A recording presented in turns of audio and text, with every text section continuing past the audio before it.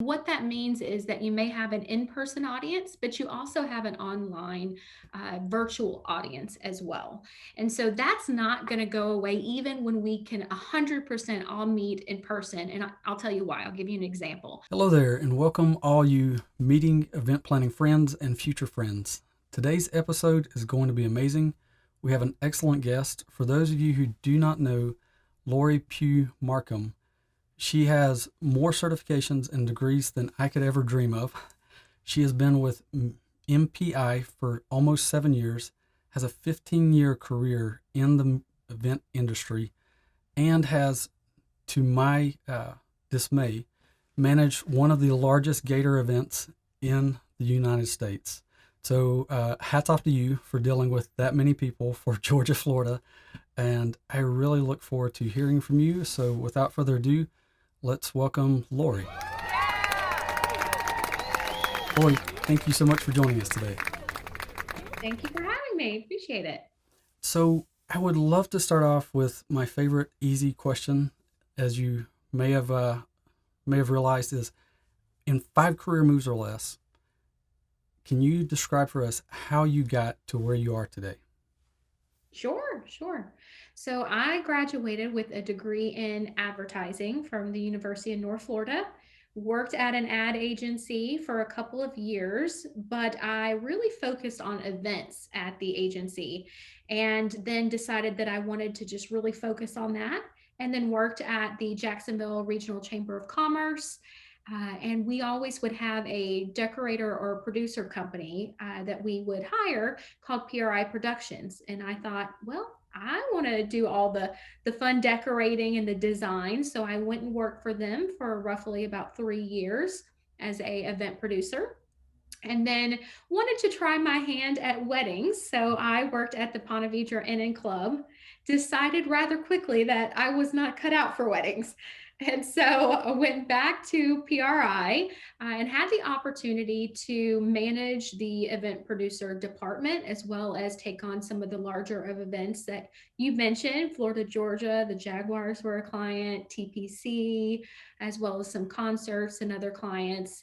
And then I got a call from a friend of mine who had started working as the director of events at Meeting Professionals International and said that this would be a perfect fit for me. I could use my skills in production as well as education to be a part of the team, but I let him know I couldn't relocate to Dallas, and he offered me a remote position. So I have been working at MPI for almost 7 years now and really enjoying it. Started teaching a lot of the courses that we have a couple years ago and fell in love with teaching for the meeting and events industry, which led me to get my master's degree that I graduated with in November. And here I am. Hats off on the degree and all of the Thank certifications. you. So, I think one of your more recent certifications was Certified Event Designer. Is that correct? Yes, yes. Could you tell me how that has played into what you're doing now, especially now that everyone is online? It's not just a webinar because that's what you do at lunchtime. It's what you do all the time. So, how do you see event design playing into all of these online programs and education? Absolutely. So when I was going through the CED or the Certified Event Designer course, it really comes down to learning what the goals and objectives of your events are and then designing from there. So I'll give you an example. Even my dad, for many years, could not figure out what in the world I did for a living. He couldn't wrap his mind around meeting and events. And I explained to him that meeting and event design is really what we are as business strategists who use events and meetings as our vehicle, right? It's how we achieve these business objectives. And so the whole premise around certified event designing is really understanding what are the goals and objectives of the event, because we don't just have events to have them. We want there to be some sort of change in behavior of the attendees. We either want to motivate them, educate them, have them buy a product or service. So really it stems from that and understanding who the stakeholders of your events are and what it is they're looking to get out of the meeting and event. think of it as what's in it for me. And then you can start to design experiences based upon what the needs are. And so it really translates regardless of whether it's an in-person event or a virtual event. You're still trying to get people there for a reason, and then using all your kind of tips and tools in your toolbox through experiential design to create that result that you're looking for. Yeah, that's a beautiful explanation. So, for digital events in particular, since those are the future and the future is here, um, how do you see embracing technology? Like, what do you think the role is for meeting and event planners? Sure. So, nothing is going to replace face to face meetings, and we know that. However, hybrid events and meetings are the way of the future. And what that means is that you may have an in person audience, but you also have an online virtual audience as well. And so that's not going to go away even when we can 100% all meet in person. And I'll tell you why. I'll give you an example. Our Global Meetings Industry Day broadcast, we had been holding that 3 years, and we would normally have, say, 800, 900 people attend that 12-hour virtual event. Well, when COVID happened and everyone couldn't meet in person, we actually had over 11,000. Whoa. And yes, huge. And what's important to know is that we were actually casting a net larger than what anyone would have met in person for other Global Meetings Industry Day events. So, what I mean by that is if you're having a meeting, there's always going to be people who can't come in person, whether that's the cost or family obligations, what have you. And so, for the virtual events or hybrid events, it just allows you to have a larger audience. But it does require some technology, as many as our meeting and event professionals are getting used to. It was a little scary, I think, for people at first, especially if you weren't familiar with technology. But people are really, trying it out and getting a little less scared, getting their toes wet. But it's definitely going to be here to stay. Yeah, thank you for that. I mean, I think that's a really interesting point. We used to always hear about the drive radius, or how far you can expect someone to drive in from, or hoteliers in particular. What's just 1 mile too far and they're going to stay overnight, right? So, Right. every stakeholder had a different kind of reason to kind of look at that. And I do think there'll still be a lot of that when we come out on the other side of this. But do you think these emerging technologies and people embracing them, does it change that? Your event, 11,000 people. Do you think you got more of the right people or just more people in general? Like, how do you kind of weigh that, and how do you look at that? Right. Well, what was interesting about the 11,000 people that we had is that 70% of them were non-members, meaning they weren't even members of NPI. And this almost opened up a whole new marketing channel to let them know and let them know about membership. So I think you do have to be smart about how you market and advertise your event to maybe new markets.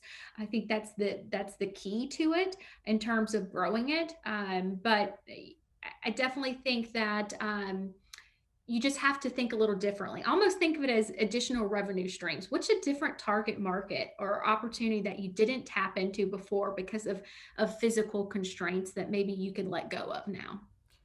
Yeah, I mean, that's a very good way to look at it. I think it's really interesting the way that these things kind of collide, the differences between digital virtual events, even hybrid events versus in person, strictly in person. Do you think there's a need to reformulate how we craft events and how we craft sessions, or are there new opportunities for users to be part of that content? 100%. So for digital events, the reason I call them digital instead of virtual is because digital means that they are communicating, that there's some sort of interaction between the two. And we have to get more sophisticated, and technologies are getting there. There's a million platforms out there now that offer a lot of different things, but In order for virtual or digital events to be successful, you have to be able to have some kind of communication with your audience. It can't just be you're doing a broadcast, whether that means it's chat boxes or polls, but you also want to make sure that your education and your content is shorter than what you probably would have for an in-person event. So you want to make sure that it's brain friendly. So what that means is approximately every 12 to 15 minutes, there needs to be chunking of education. So what that means is you may do 15 minutes of lecture, and then you may ask them to think about how this would apply to their own meeting or events and give them time to work on it. It could be that you do a poll. It could be that you ask a question in the chat box, but you have to continuously keep them engaged in order for them to really stay online. There's so many options now these days for you to go to. If they're not entertained, then they're not going to stay, different, which is very different than the in person. People are looking for something that's unique or interesting to capture Yeah. their attention. So that's going to be one part of it. The other part for hybrid events, meaning you have an in-person audience and you also have a digital or virtual audience, is that you really have to find ways for both of them to merge at different times. So I'll give you an example. We had our World Education Congress in November, and we had an MC that did a really great job of looking in one camera that was for the digital audience, and of course, our in person audience. And she would ask both of them questions, and then they could use the mobile app or the platform they were on to submit, say, for instance, what's getting you through quarantine, right? And then it would populate on the screen a word cloud. So if a lot of people said wine, the wine would get bigger. If somebody said dogs, the dogs would get bigger. And then we also did like a fan cam. So at times we would say, hey, we've got people logging in our virtual audience, and we would have some of them show up on the screen and wave, right? So that ways that our in-person audience could see the digital. We did game shows. We even had picked a person who was very active in our chat box on our platform. We brought them on through Zoom to introduce our next speaker.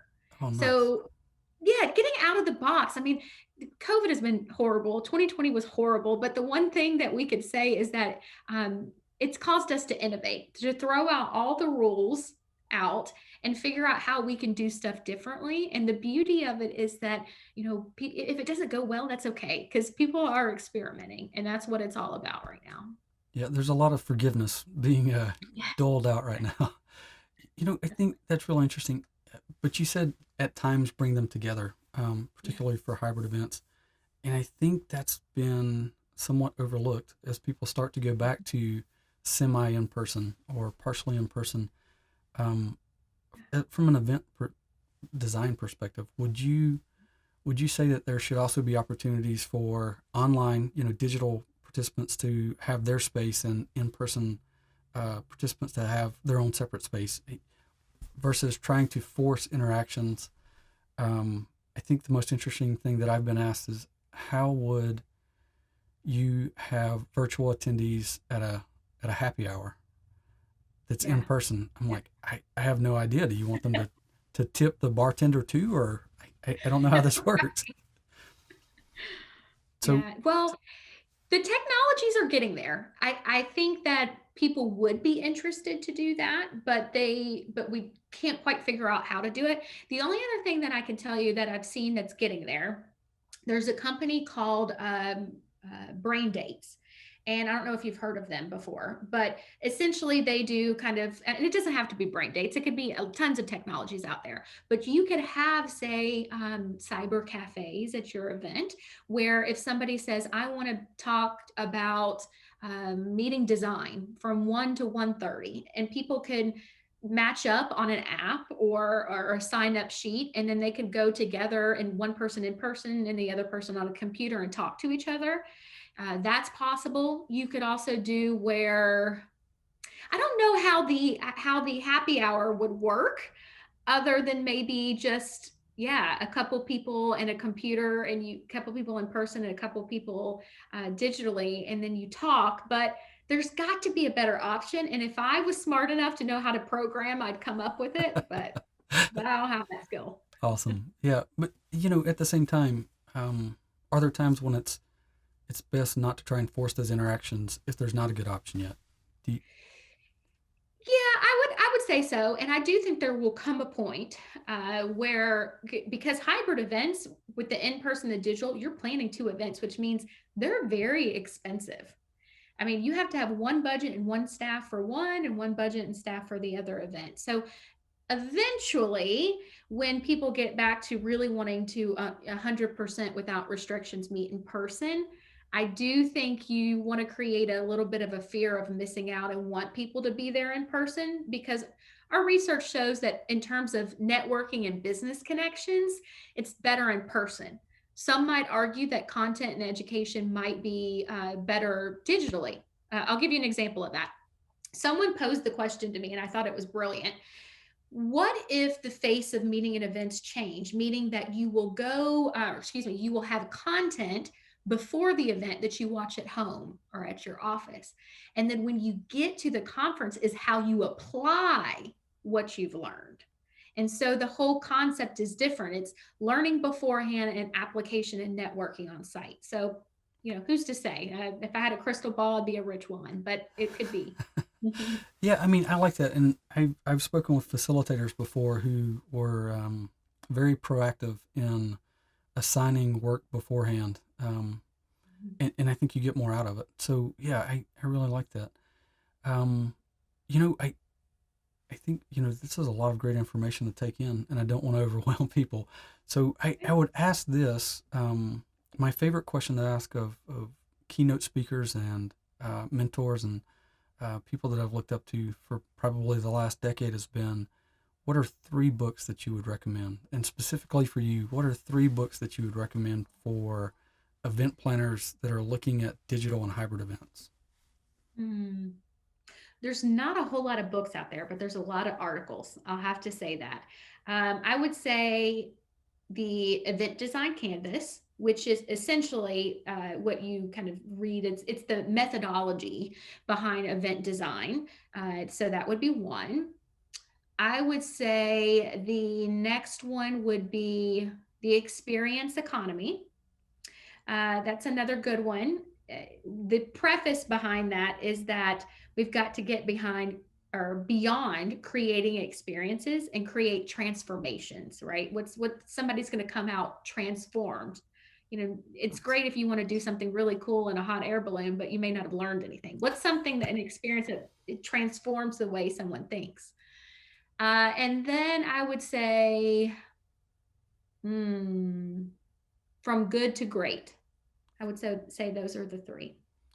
Amazing, amazing. Yeah, thank you so much for those. I hope the audience takes those in. If you're watching, check in the descriptions below. I'll make sure to leave links to all three. And be sure to join us next week. We'll have another great guest that we can learn from together. And so, with that, I would say thank you. Have a great week. And if you're using Zoom, there's a link in the description for my Zoom can't miss checklist. All of my Zoom meetings and webinars, I use this every time that I go on. So grab it and use it, and we'll see you next week. Thank you so much.